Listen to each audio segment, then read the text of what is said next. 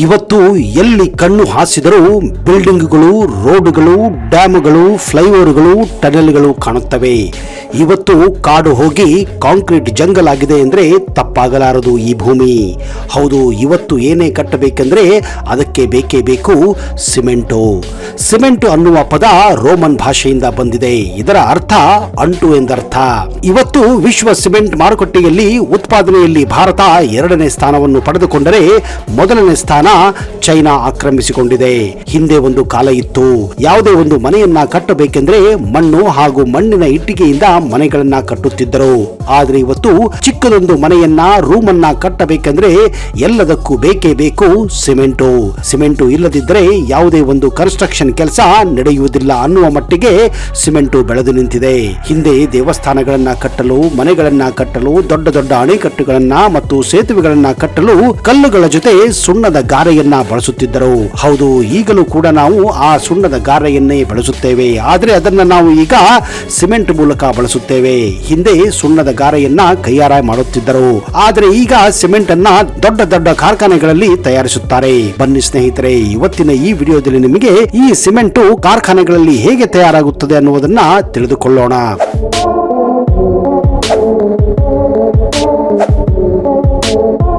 Cement ಒಂದು ಮುಖ್ಯ synthetic ವಸ್ತುವಾಗಿದೆ. ಇದು ಕಟ್ಟಡ ನಿರ್ಮಾಣದ ಪ್ರಮುಖ ಘಟಕವಾಗಿದೆ. ಇದು ರಾಸಾಯನಿಕವಾಗಿ ಕ್ಯಾಲ್ಸಿಯಂ ಸಿಲಿಕೇಟ್ ಮತ್ತು ಕ್ಯಾಲ್ಸಿಯಂ ಅಲ್ಯುಮಿನೇಟ್ ಮಿಶ್ರಣವಾಗಿದ್ದು ಅಲ್ಪ ಪ್ರಮಾಣದಲ್ಲಿ ಜಿಪ್ಸಮ್ ಲವಣವನ್ನ ಬಳಸುತ್ತಾರೆ. ಸ್ನೇಹಿತರೆ, ಸಿಮೆಂಟ್ ಉತ್ಪಾದನೆಗೆ ಮುಖ್ಯವಾಗಿ ಬೇಕಾಗುವಂತಹ ಕಚ್ಚಾ ವಸ್ತುಗಳಲ್ಲಿ ಮೊಟ್ಟ ಮೊದಲನೆಯದೇ ಲೈಮ್ ಸ್ಟೋನ್ ಅಂದ್ರೆ ಸುಣ್ಣದ ಕಲ್ಲು. ಹೆಚ್ಚಾಗಿ ಸಿಮೆಂಟ್ ಫ್ಯಾಕ್ಟರಿಗಳು ಕೂಡ ಈ ಕಚ್ಚಾ ವಸ್ತು ಅಂದ್ರೆ ಸುಣ್ಣದ ಕಲ್ಲು ಇರುವಂತಹ ಜಾಗದ ಹತ್ತಿರವೇ ಹೆಚ್ಚಾಗಿ ನಾವು ಕಾಣಬಹುದು. ಹೀಗಾಗಿ ನಾವು ಕರ್ನಾಟಕದಲ್ಲಿ ಹೆಚ್ಚಾಗಿ ಸಿಮೆಂಟ್ ಫ್ಯಾಕ್ಟರಿಗಳನ್ನ ಬಾಗಲಕೋಟೆ, ವಿಜಯಪುರ ಮತ್ತು ಕಲಬುರಗಿ ಜಿಲ್ಲೆ ಮತ್ತು ಉತ್ತರ ಕರ್ನಾಟಕದ ಹಲವು ಭಾಗಗಳಲ್ಲಿ ಕಾಣಬಹುದಾಗಿದೆ. ಯಾಕಂದ್ರೆ ಇಲ್ಲಿ ಲೈಮ್ ಸ್ಟೋನ್ ಹೆಚ್ಚಾಗಿ ದೊರೆಯುತ್ತದೆ.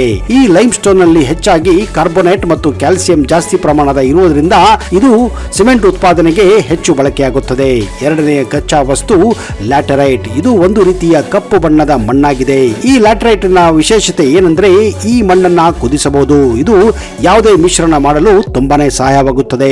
ಮುಂದಿನ ಕಚ್ಚಾ ವಸ್ತು ಶೆಲ್ ಸ್ಟೋನ್. ಇದು ಕಪ್ಪು ಬಣ್ಣದ ಕಲ್ಲಾಗಿದೆ. ಇದು ಸಿಮೆಂಟ್ ನಲ್ಲಿ ಗಟ್ಟಿತನವನ್ನ ತರುತ್ತದೆ. ಹೀಗಾಗಿ ಸಿಮೆಂಟ್ ಮಾಡುವಾಗ ಇದರ ಬಳಕೆ ಮುಖ್ಯವಾಗಿರುತ್ತದೆ. ಮುಂದಿನ ಕಚ್ಚಾ ವಸ್ತು ರೆಡ್ ಮಡ್ ಅಂದ್ರೆ ಕೆಂಪು ಮಣ್ಣು. ಇದು ಕೂಡ ಎಲ್ಲ ಕಡೆ ಸಿಗುವುದಿಲ್ಲ. ಯಾಕಂದ್ರೆ ಭೂಮಿಯ ಮೇಲೆ ಹಲವಾರು ರೀತಿಯ ಮಣ್ಣುಗಳು ನಿಮಗೆ ಸಿಗಬಹುದು. ಕೆಲವೊಂದು ಕಡೆ ಕಪ್ಪು ಮಣ್ಣು ಸಿಕ್ಕರೆ ಇನ್ನು ಕಡೆ ಕೆಂಪು ಮಣ್ಣು ಕೂಡ ಸಿಗುತ್ತದೆ. ಆದ್ರೆ ಸಿಮೆಂಟ್ ಫ್ಯಾಕ್ಟರಿಗಳು ಇರುವಂತಹ ಜಾಗದಲ್ಲಿ ಈ ಎಲ್ಲಾ ಕಚ್ಚಾ ವಸ್ತುಗಳು ಸಿಗಬೇಕೆಂದು ಏನಿಲ್ಲ. ಕೆಲವೊಂದು ಕಚ್ಚಾ ವಸ್ತುಗಳನ್ನ ದೂರದಿಂದಲೂ ಕೂಡ ಆಮದು ಮಾಡಬೇಕಾಗುತ್ತದೆ. ಹೆಚ್ಚಾಗಿ ಲೈಮ್ ಸ್ಟೋನ್ ಅಂದ್ರೆ ಸುಣ್ಣದ ಕಲ್ಲು ಇರುವಂತಹ ಜಾಗವನ್ನ ಮೊದಲು ಸಂಶೋಧನೆ ಮಾಡಲಾಗುತ್ತದೆ. ಇದಕ್ಕಾಗಿ ವಿಜ್ಞಾನಿಗಳು, ತಂತ್ರಜ್ಞರು ಹಲವಾರು ವರ್ಷಗಳ ಕಾಲ ಈ ಲೈಮ್ ಸ್ಟೋನ್ ಇರುವಂತಹ ಬೆಟ್ಟಗಳನ್ನ ಶೋಧಿಸುತ್ತಾರೆ, ಆಮೇಲೆ ಸಂಶೋಧಿಸುತ್ತಾರೆ. ಇದು ಸಿಮೆಂಟ್ ತಯಾರಿಸಲು ಯೋಗ್ಯವಾಗಿದೆಯೋ ಇಲ್ಲವೋ ಅಂತ ಅದನ್ನ ಲ್ಯಾಬೊರೇಟರಿಗಳಲ್ಲಿ ಈ ಮಣ್ಣನ್ನ ಪರೀಕ್ಷೆ ಮಾಡಲಾಗುತ್ತದೆ.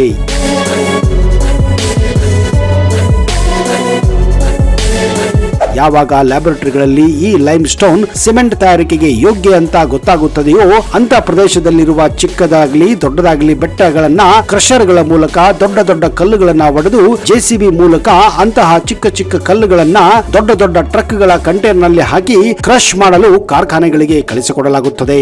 ಈ ರೀತಿಯಾಗಿ ಈ ಮೇಲೆ ಹೇಳಿದ ಕಚ್ಚಾ ವಸ್ತುಗಳನ್ನ ಬೇರೆ ಬೇರೆ ಜಾಗಗಳಿಂದ ಒಡೆದು ಟ್ರಕ್ಗಳ ಮೂಲಕ ಫ್ಯಾಕ್ಟರಿಗೆ ತರಲಾಗುತ್ತದೆ. ಫ್ಯಾಕ್ಟರಿಗೆ ತಂದಾಗ ಮೊದಲು ಈ ಕಚ್ಚಾ ವಸ್ತುಗಳನ್ನ ಫಿಲ್ಟರ್ ಮಾಡುತ್ತಾರೆ. ಈ ಕಚ್ಚಾ ವಸ್ತುಗಳನ್ನ ಕನ್ವೇಯರ್ ಬೆಲ್ಟ್ ಮೂಲಕ ಫಿಲ್ಟರಿಂಗ್ ಪ್ರಾಸೆಸ್ಗೆ ಕಳಿಸಲಾಗುತ್ತದೆ. ಇಲ್ಲಿ ಯಾವುದೇ ರೀತಿಯ ಪ್ಲಾಸ್ಟಿಕ್ ಅಥವಾ ಇತರೆ ಗಲೀಜು ಇದ್ದಲ್ಲಿ ಅವುಗಳನ್ನ ಫಿಲ್ಟರ್ ಮಾಡಲಾಗುತ್ತದೆ. ತದನಂತರ ಕಚ್ಚಾ ವಸ್ತುಗಳನ್ನ ಕ್ರಷಿಂಗ್ ಮಷೀನ್ಗೆ ಕನ್ವೇಯರ್ ಬೆಲ್ಟ್ ಮೂಲಕ ಬಿಡಲಾಗುತ್ತದೆ. ಹೀಗೆ ಸುಣ್ಣದ ಕಲ್ಲುಗಳನ್ನ ಅಂದ್ರೆ lime stone, shell stone, laterite ಮತ್ತು ರೆಡ್ ಮಣ್ಣನ್ನ ಕ್ರಶ್ ಮಾಡಲಾಗುತ್ತದೆ. ಕಲ್ಲಿನ ಗಾತ್ರದಲ್ಲಿ ಇದ್ದಂತಹ ಈ ಎಲ್ಲಾ ಕಚ್ಚಾ ವಸ್ತುಗಳನ್ನು ಈಗ ಪುಡಿ ಪುಡಿ ಮಾಡಿ ಒಂದು ರೀತಿಯ ಹಿಟ್ಟಿನ ಆಕಾರವನ್ನು ಗುಣಮಟ್ಟವನ್ನ ಪಡೆದುಕೊಳ್ಳುತ್ತವೆ. ಮುಂದೆ ಕನ್ವೇಯರ್ ಬೆಲ್ಟ್ ಮೂಲಕ ಈ 4 ಕಚ್ಚಾ ವಸ್ತುಗಳನ್ನ ಪುಡಿಯಾದ ಮೇಲೆ ಅವುಗಳನ್ನ ಒಂದು ದೊಡ್ಡ ಕಂಟೈನರ್ಗೆ ಹಾಕಿ ಮಿಕ್ಸ್ ಮಾಡಲಾಗುತ್ತದೆ. ಇದನ್ನ ಮಿಕ್ಸಿಂಗ್ ಪ್ರಾಸೆಸ್ ಎಂದು ಕರೆಯಲಾಗುತ್ತದೆ. ಮೊದಲನೆಯದು ಸಾಫ್ಟ್ ಮಿಕ್ಸಿಂಗ್ ಎಂದು ಕರೆಯುತ್ತಾರೆ. ಒಂದು ಸಾರಿ ಈ 4 ಕಚ್ಚಾ ವಸ್ತುಗಳು ಮಿಕ್ಸ್ ಆದ ಮೇಲೆ ಅವುಗಳನ್ನ ಕನ್ವೇಯರ್ ಬೆಲ್ಟ್ ಮೂಲಕ ಮುಂದಿನ ಪ್ರೊಸೆಸ್ಗೆ ಕಳಿಸಲಾಗುತ್ತದೆ. ಅದುವೇ ಹೀಟ್ ಮಿಕ್ಸಿಂಗ್ ಎನ್ನುತ್ತಾರೆ.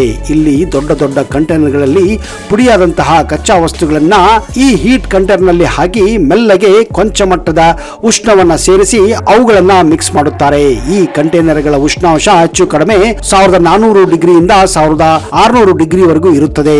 ಯಾವಾಗ ಈ ಕಂಟೈನರ್ ನಲ್ಲಿ 4 ಕಚ್ಚಾ ವಸ್ತುಗಳು ಮಿಕ್ಸ್ ಆಗುತ್ತದೆಯೋ ಇದು ಹೆಚ್ಚು ಶಕ್ತಿಶಾಲಿಯಾಗಿರುತ್ತದೆ. ಹೀಗೆ ಮಾಡುವುದರಿಂದ ಇವುಗಳಲ್ಲಿರುವ ಕೆಲವು ರಸಾಯನಗಳು ಮಾಯವಾಗಿ ಹೊಸದೊಂದು ಕಾಂಪೌಂಡ್ ಅನ್ನ ಪಡೆದುಕೊಳ್ಳುತ್ತವೆ. ಇದರಿಂದ 2 ವಸ್ತುಗಳನ್ನ ಜೋಡಿಸಲು ಇದು ಒಂದು ರೀತಿಯ ಅಂಟಿನ ಹಾಗೆ ಕೆಲಸವನ್ನ ಮಾಡುತ್ತದೆ. ಹೀಗಾಗಿ ಕಟ್ಟಡವನ್ನು ಕಟ್ಟುವಾಗ ಒಂದು ಇಟ್ಟಿಗೆ ಮೇಲೆ ಇನ್ನೊಂದು ಇಟ್ಟಿಗೆ ಇಡಲು ಈ ಸಿಮೆಂಟ್ಗಳನ್ನೇ ಬಳಸಲಾಗುತ್ತದೆ. ಹೀಗೆ ಮಾಡುವುದರಿಂದ ಈ ಇಟ್ಟಿಗೆಗಳು ಗಟ್ಟಿಯಾಗಿ ಜೋಡಣೆಯಾಗುತ್ತವೆ.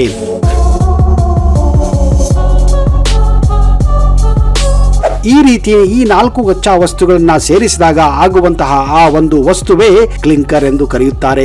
ಮುಂದೆ ಈ ಕ್ಲಿಂಕರ್ ಅನ್ನ ಕನ್ವೇಯರ್ ಬೆಲ್ಟ್ ಮೂಲಕ ಮತ್ತೆ ಇನ್ನೊಂದು ದೊಡ್ಡ ಮಿಕ್ಸರ್ಗೆ ಹಾಕಲಾಗುತ್ತದೆ. ಇದೇ ಸಮಯದಲ್ಲಿ ಇಲ್ಲಿ ಕ್ಲಿಂಕರ್ಗೆ ಜಿಪ್ಸಮ್ ಅನ್ನುವ ರಾಸಾಯನಿಕ ವಸ್ತುವನ್ನ ಸೇರಿಸಲಾಗುತ್ತದೆ.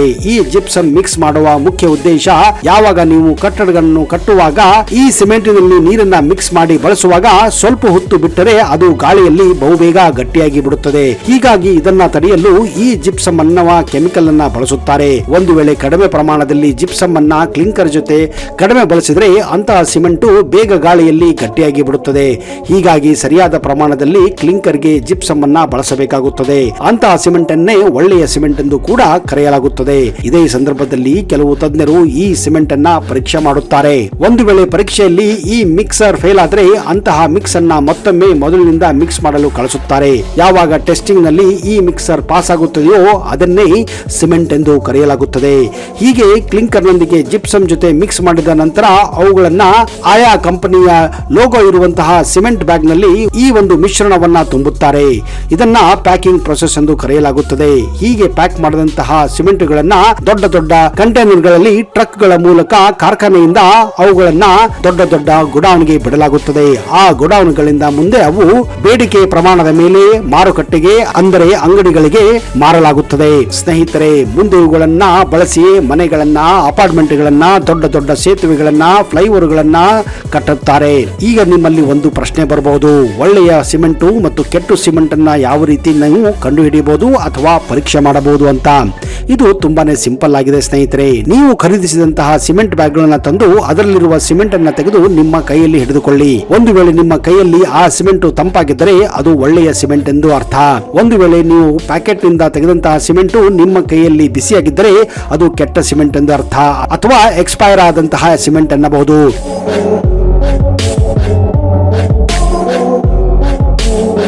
ಇನ್ನೊಂದು ಮುಖ್ಯವಾಗಿರುವ ವಿಷಯ ಏನೆಂದ್ರೆ ನೀವು ನೋಡಬೇಕಾಗಿರುವುದು ಅದು ಆ ಸಿಮೆಂಟ್ ಚೀಲಗಳ ಮೇಲೆ ಹಾಕಿರುವ ದಿನಾಂಕ, ಇದು ಯಾವಾಗ ತಯಾರಾಗಿದೆ ಮತ್ತು ಇದರ ಎಕ್ಸ್ಪೈರಿ ಡೇಟ್ ಏನು ಅಂತ. ಸ್ನೇಹಿತರೆ, ಮುಖ್ಯವಾಗಿ ಸಿಮೆಂಟ್ ಅನ್ನು ತಯಾರಿಸಿದ ಮೇಲೆ ಆ ಸಿಮೆಂಟ್ ಅನ್ನು 3 ತಿಂಗಳ ಒಳಗೆ ಅಂದ್ರೆ 90 ದಿವಸಗಳ ಒಳಗೆ ಬಳಸಬೇಕಾಗುತ್ತದೆ. ಇಲ್ಲವಾದ್ರೆ ಆ ಸಿಮೆಂಟಿನ ಶಕ್ತಿ ದಿನದಿಂದ ದಿನಕ್ಕೆ ಕಡಿಮೆ ಆಗುತ್ತಾ ಹೋಗುತ್ತದೆ. ಯಾವಾಗ ನೀವು ಇಂತಹ ಸಿಮೆಂಟ್ ಅನ್ನ ನಿಮ್ಮ ಮನೆಯನ್ನು ಕಟ್ಟಲು ಬಳಸುತ್ತೀರೋ, ಕಟ್ಟಡಗಳನ್ನ, ಅಣೆಕಟ್ಟುಗಳನ್ನ, ಸೇತುವೆಗಳನ್ನ ಕಟ್ಟಲು ಬಳಸುತ್ತೀರೋ ಅಂತಹ ಮನೆಗಳು, ಅಣೆಕಟ್ಟುಗಳು, ಸೇತುವೆಗಳು ಬಹುಬೇಗ ಮುರಿದು ಬೀಳುವ ಚಾನ್ಸಸ್ ಜಾಸ್ತಿ ಇರುತ್ತದೆ. ಹೀಗಾಗಿ ನಮ್ಮ ದೇಶದಲ್ಲಿ ಅದರಲ್ಲೂ ಸರ್ಕಾರದ ಕೆಲವೊಂದು ಗುತ್ತಿಗೆದಾರರು ಇಂತಹ ಸೇತುವೆಗಳನ್ನು, ಅಣೆಕಟ್ಟುಗಳನ್ನ, ಕಟ್ಟಡಗಳನ್ನು ಕಟ್ಟಿದಾಗ ಗುತ್ತಿಗೆದಾರರು ಇಂತಹ ಎಕ್ಸ್ಪೈರ್ ಆಗಿರುವಂತಹ ಕಳಪೆ ಮಟ್ಟದ ಸಿಮೆಂಟ್ ಅನ್ನ ಬಳಸಿದಾಗ ಅಂತಹ ಕಟ್ಟಡಗಳು ಬೇಗ ಬೀಳುವ ಚಾನ್ಸಸ್ ಇರುತ್ತದೆ.